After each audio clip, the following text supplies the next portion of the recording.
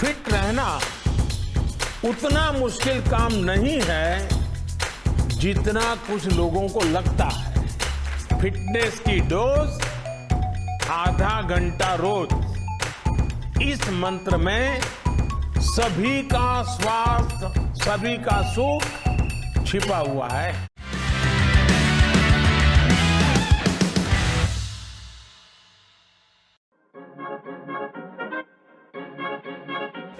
आपकी और मेरी लाइफ में एक चीज बिल्कुल सेम है, एकदम डिट्टो। और वो ये कि हम सबकी लाइफ में कोई ना कोई ऐसा बड़ा बुजुर्ग जरूर है जो अक्सर फिलोसॉफिकल होकर हमसे ये कहता है कि बेटा क्या कहे, आजकल जमाना ऐसा आ गया है कि इंसान या तो किसी चीज के पीछे भाग रहा है या तो फिर किसी चीज से पीछा छुड़ाकर भाग रहा है या फिर कोई किसी को धक्का मारे जा रहा है ना।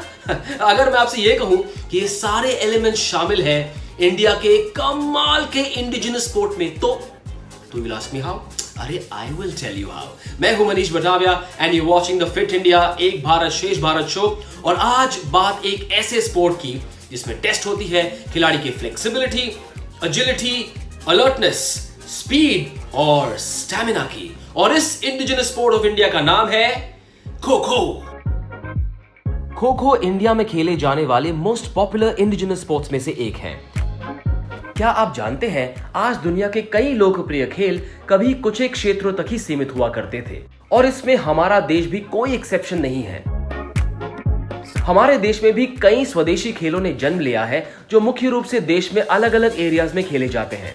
और ऐसा ही एक मजेदार गेम है खो खो।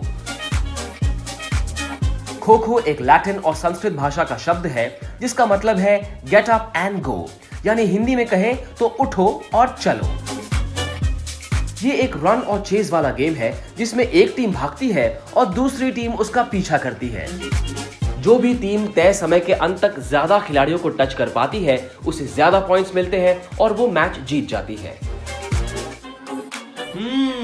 लगता है ये स्पोर्ट हम में से उनके लिए भी बना है जो इररिस्पांसिबली खो खो के खा के अनफिट हुए जा रहे हैं, है ना।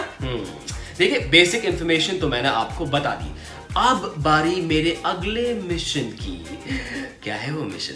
अब मैं आपको इस स्पोर्ट की हिस्ट्री बताऊंगा जिसे जानने और सुनने के बाद आपको ना सिर्फ खो खो में इंटरेस्ट बढ़ जाएगा बल्कि हिस्ट्री भी पसंद आने लगेगी। या बिलीव मी। क्या हुआ, यकीन नहीं हो रहा है? तो ध्यान से सुनो।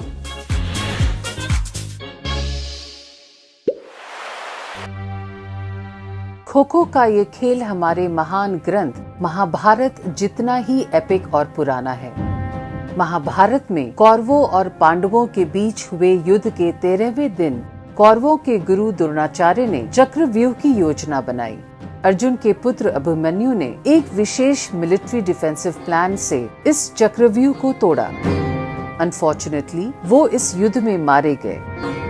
लड़ने की इस शैली ने रिंग प्ले की तकनीकी को दर्शाया जो खो खो के खेल में एक डिफेंसिव रणनीति के तौर पे अपनाया जाता है।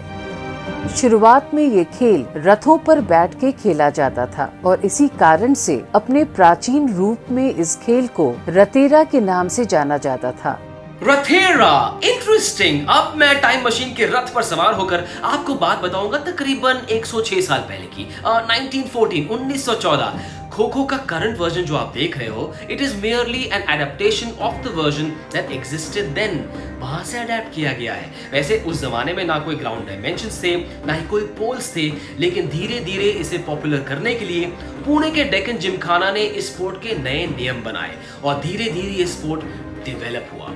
लेकिन किसी भी स्पोर्ट में बाजी मारने के लिए उसके मैदान के चप्पे चप्पे से वाकिफ होना पड़ता है। And so here are the ground dimensions of kho खो।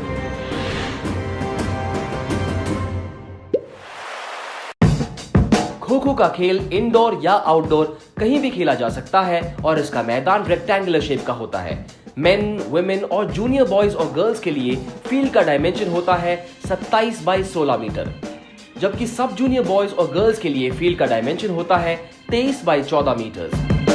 सेंटर लाइन के दोनों एंड्स पर स्ट्रॉन्ग वुडन या फाइबर मटेरियल का पोल होता है जिसकी हाइट 120 से 125 सेंटीमीटर की होती है और डायमीटर 9 से 10 सेंटीमीटर का।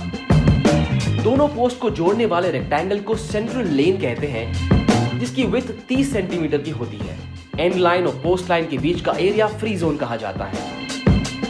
मेंस, विमेंस और जूनियर बॉयज और गर्ल्स कैटेगरी में 35 बाय 30 सेंटीमीटर्स और जूनियर बॉयज और गर्ल्स कैटेगरी में 30 बाय 30 सेंटीमीटर्स का एरिया जो सेंट्रल लेन और क्रॉस लेन के इंटरसेक्शन से बनता है उसे चेजर ब्लॉक कहते हैं। अब जब आपको इस खेल के मैदान के डायमेंशंस पता है तो क्यों ना रूल बुक को भी देख लिया जाए।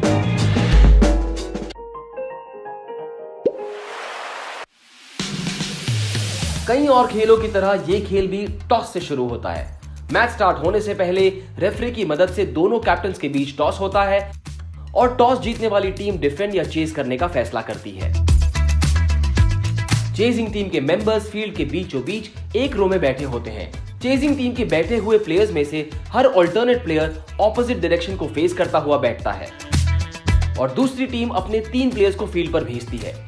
बैठी हुई टीम को अपने ओपोनेंट्स को टच करना होता है। 9 मिनट की इनिंग्स के बाद पोजीशंस चेंज होती है और रन करने वाली टीम चेस करती है और जाहिर बात है कि चेस करने वाली टीम रनर बनती है। चेस करने वाली टीम के प्लेयर एक ही दिशा में भाग सकते हैं और इसलिए उनका काम होता है रनर के सबसे करीब वाले सिटर को खो देकर उसे रनर को टच करने का मौका देना। एक चेजर चेजिंग करते हुए अपने टीममेट्स को मैक्सिमम पासेस यानी खो दे सकता है। 9 मिनटों की 4 इनिंग्स के बाद जिस टीम ने तय समय में अपने चेजिंग के दौरान ज्यादा प्लेयर्स को टच किया हो वो टीम मैच को जीत जाती है। फन फैक्ट, 1936 में ओलंपिक्स खेलों के दौरान पुणे की एक टीम के द्वारा खो-खो का खेल पहली बार बर्लिन में प्रस्तुत किया गया था। इस खेल में भारत की पहली नेशनल चैंपियनशिप आंध्र प्रदेश के विजयवाड़ा में 1960 में खेली गई थी। खो-खो की हिस्ट्री बता दी, खो-खो खेलते कैसे ये बता दिया, लेकिन यार is there a secret to winning in this sport? ये तो बताओ कि जीतते कैसे हैं? हाँ, है कोई सीक्रेट? है, किसी को बताना नहीं। Between me and you, here is the secret of becoming a very very good kho kho player.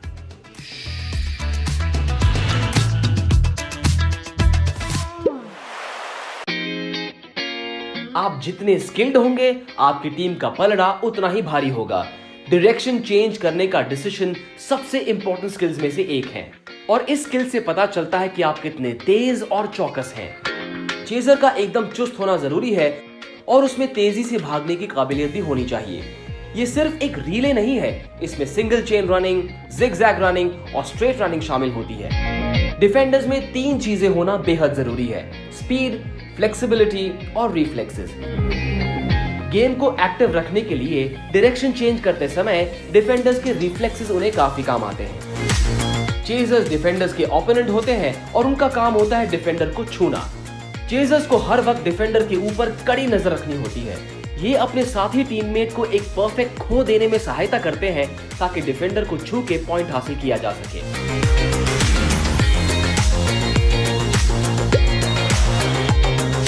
इसके अलावा कुछ ऐसे टर्म्स हैं जो खो-खो में कई बार इस्तेमाल होते हैं, जैसे फाउल। खो-खो में फाउल्स कई तरह के होते हैं, जैसे चेजर का डायरेक्शन चेंज करना या फिर सेंटर लाइन के ऊपर से जाना या फिर बैठे हुए चेजर का एक कोर्ट को फेस करना लेकिन दूसरे कोर्ट में भागना या फिर खो मिलने से पहले उठ जाना या फिर चेजर का खो पास देने के लिए खो ना कहना या फिर कोई और वर्ड बोलना। उसके अलावा चेजर का जानबूझकर रनर को अग्रेसिवली टैकल, किक, पंच या पुश करना भी फाउल माना जाता है। Control sprinting, dodging, diving, pole dive, tapping, covering, post turning, ये कुछ ऐसे टर्म्स हैं या फिर कहें कि कुछ ऐसे स्किल्स हैं जिनका खो-खो में इस्तेमाल किया जाता है। और जाहिर बात है जो टीम इन स्किल्स में बेहतर है उस टीम की जीतने के चांसेस ज्यादा है।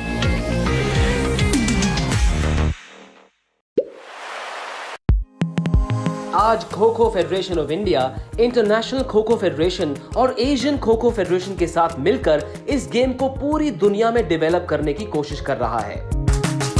श्री राजीव मेहता, श्री सुधांशु मित्तल और श्री MS त्यागी की एबल लीडरशिप की बदौलत आज खो-खो का ये खेल भारत की हर एक डिस्ट्रिक्ट में खेला जा रहा है। भारत का ये ट्रेडिशनल खेल आज 25 से भी ज्यादा देशों में काफी पॉपुलर हो चुका है। खो-खो के कुछ रीसेंट माइलस्टोन्स की बात करें तो दिसंबर 2019 में इंडिया की वुमेन्स और मेंस दोनों ही टीमों ने काठमांडू में खेले गए 13 साउथ एशियन गेम्स में गोल्ड मेडल हासिल किया। सितंबर 2018 में लंदन में first international kho kho championships का आयोजन इंटरनेशनल खो खो फेडरेशन ने किया। 2018 में ही जकार्ता में खेले गए 18th एशियन गेम्स के दौरान ओलंपिक काउंसिल ऑफ एशिया की कमेटी मीटिंग में भी खो खो को रिकॉग्निशन मिली।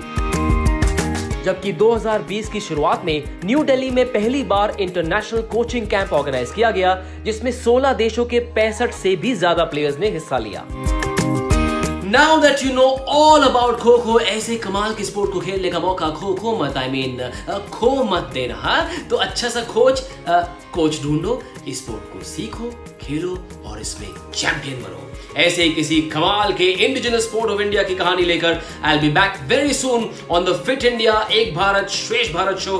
तब तक अपनी इमोशनल फिटनेस के लिए खुश रहो।